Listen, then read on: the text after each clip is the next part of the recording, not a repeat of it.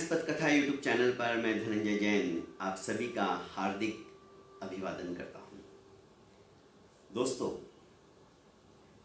एक व्यक्ति बैंक में गया, उसे पैसे निकालने थे।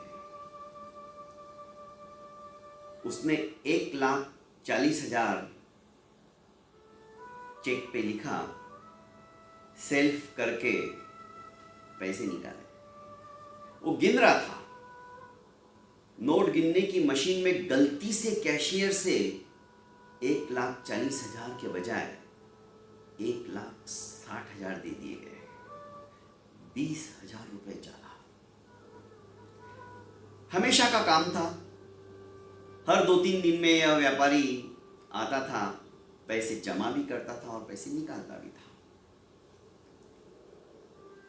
बिना गिने उसने ऐसे के ऐसे वो बंडल अपने बैग में रखे, ये दर्शाते हुए कि कैशियर के ऊपर उसका पूरा भरोसा है, जबकि वो जान चुका था कि इस बार 20,000 रुपए मुझे ज्यादा मिला है।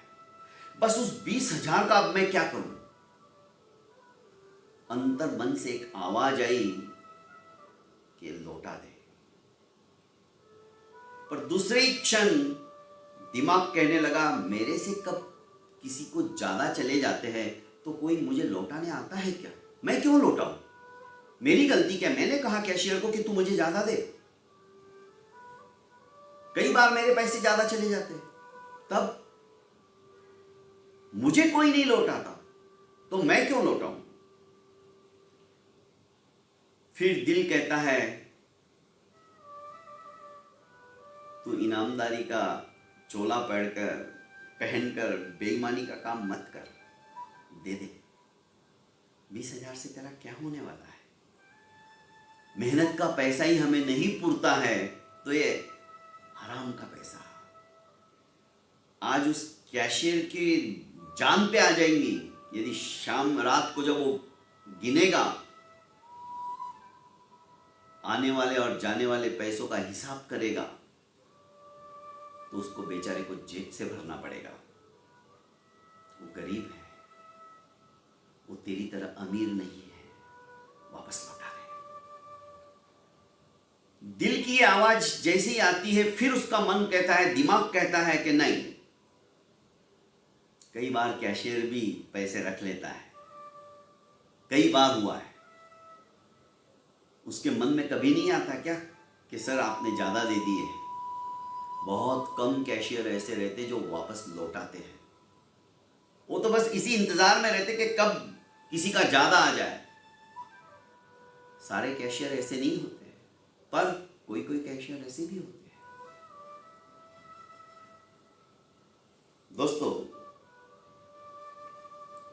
जब मैं आइडिया सेलुलर लिमिटेड के अंदर कार्यरत था, मेरी पत्नी के नाम से आइडिया की गैलरी थी और मेरी 8 साल की बच्ची the Shirpur people's cooperative bank, जो कि आज नासिक में भी है, शिरपुर में भी है, जलगांव में भी है, काफ़ी जगह है उनकी शाखा है, अमरीश पटेल की।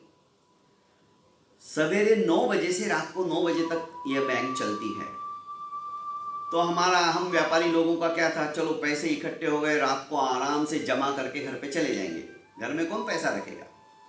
तो कलेक्शन काफ़ी आता था आइडिया सेल्यूलर लिमिटेड के अंदर होने की वजह से। मोबाइल की भी डिस्ट्रीब्यूटरशिप थी, तो मेरे सारे आदमी पैसे गिनते थे और मैं वो पैसों का थैला भरकर अपनी लड़की को देता था, 8 साल की लड़की को। जबकि मैं जानता था बैंक मेरे ही कॉम्प्लेक्स में थी, ज़्यादा दूरी पर नहीं, ज़्यादा से ज़्यादा 200 मीटर के अंतर पे होगी, तीसरी गली में ही थी मेरे शोरूम से।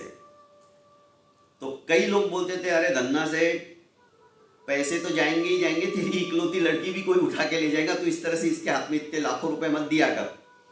मैंने कहा जाने दे, नसीब में है तो क्या, पर लड़की नहीं जाएगी। मैंने कहा मेरे से भी डेंजर है वो, और उसको अभी से मैं बोल्ड बनाना चाहता हूँ। उसको बैंकों का व्यवहार आना, उसका काम सिर्फ कैशियर को देना था, कैशियर गिन लेता था, उसको स्लिप पे ठप्पा मार के दे देता था, बस इतना ही काम था। पर उसकी आदत लगनी चाहिए, इसलिए मैं बचपन से उसको ये काम सौंप दिया करता था।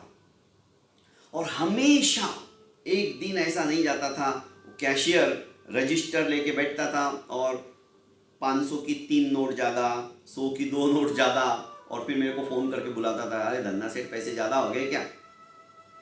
और रजिस्टर पे मेरी साइन लेके बाकायदा जो ज़्यादा पैसे थे लौटाता था। तो ऐसे भी कैशियर रहते थे। खैर, इस व्यक्ति के दिमाग में विचार आया कि नहीं, मैं नहीं लौटाऊंगा। मन, दिमाग और दिल, इसके साथ साथ अंतरात्मा भी है, जो बार बार हमें कचोटती है, बार बार हमें बोलती कि नहीं ये गलत हो रहा है। कई बार आप देखिए दोस्तों, कोई चीज उठाने के लिए हम तत्पर होते, कहीं पे भी अच्छी लगती है तो आंख बचा के चलो हम ले लेंगे इसे, अंतरात्मा हमें धिक्कारती, नहीं ऐसा मत करो। जो आवाज आती है ना उसकी सुनो। जब अंतर से इसको आवाज आई कि नहीं ये तेरे व्यक्तित्व के खिलाफ है, तू ये मत कर, परेशान हो गया था 1 घंटे से। फिर से उसने अपनी गाड़ी का रुख बैंक की तरफ किया और कैशियर के पास 20,000 देते हुए कहा कि भाई साहब आपने मुझे ज़्यादा दे दी है, आप रख लीजिए। कैशियर बड़ा खुश हुआ। उसने अपने जेब से 1,000 रुपये निकाले और कहा कि सेठ आप ये रख लीजिए मेरी तरफ से, नहीं तो आज मेरी कम से कम 1 महीने की पगार नहीं मिलती मुझे, मेरा घर भूखा मरता। आपने मेरे ऊपर बहुत उपकार किया, आप जैसे सज्जन आदमी इस दुनिया में बहुत कम है और इसी वजह से ये धरती टिकी हुई है। आप ये 1,000 रुपये लेकर अपने बच्चों को मिठाई खिलाएंगे। उस व्यक्ति ने कहा कि ये पैसे आप मुझे मत दो, उल्टा मिठाई आज मैं आपको खिलाऊंगा। आप कैसी बात कर रहे हो? आपने मुझे पैसे वापस लौटाए, मैंने आपको गलती से ज़्यादा दे दी थी, मैं खुश हूँ, आज मेरा टेंशन मिट गया है और आप कह रहे हो कि आप मुझे मिठाई खिलाओगे? ऐसा क्यों? उल्टी गंगा क्यों बहा रहे हो?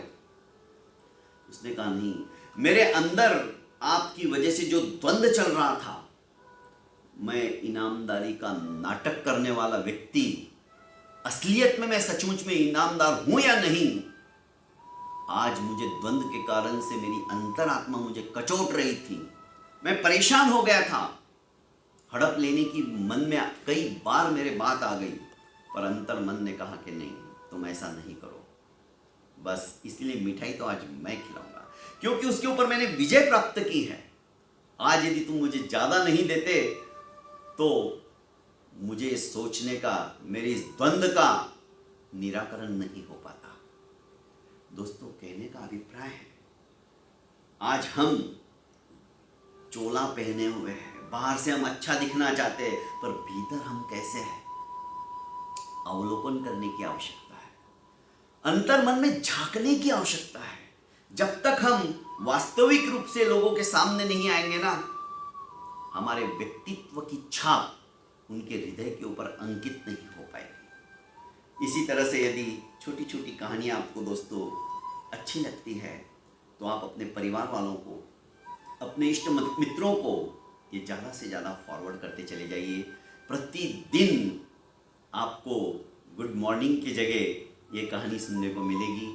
बहुत बहुत धन्यवाद दोस्तों। इसी तरह से आपका प्रेम और आशीर्वाद बना रहे। और हाँ, कहानियाँ यदि अच्छी लगती है तो कमेंट बॉक्स में आप अपना अभिमत देने से भी मत चूकिएगा। आपका अभिमत मुझे बहुत कुछ प्रेरित करने के लिए तत्पर करेगा। इसी आशा के साथ फिर से एक बार बहुत बहुत धन्यवाद। प्रणाम।